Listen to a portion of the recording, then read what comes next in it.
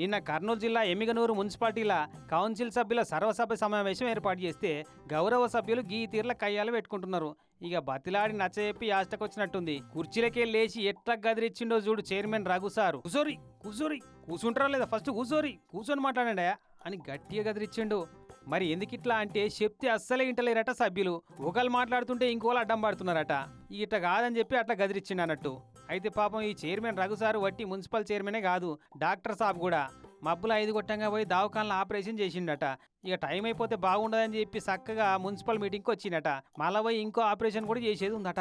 ఇక ఆకలి మంట, చెప్తే ఇంటలేరన్న మంట, ఆ మంట ఈ మంట అన్ని పెట్టుకొని అందరినీ గదిరిచ్చి కూసబెట్టిండు.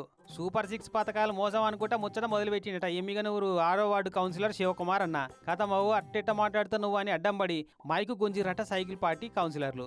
ఇక అట్టట్ట పంచాయతీ పేద్దగా ఈ పోడియం కాడికొచ్చి కుస్తీ పట్లు పట్టుకునే దాకా పోతే చైర్మన్ సారిట లేచి గదిరిచ్చిండు. కానీ మున్సిపాలిటీల మీటింగులు అంటేనే కొట్లాటలు తాకులాటలకు కేర్ ఆఫ్ అడ్రస్ లెక్క తయారైతుంది నడుమ.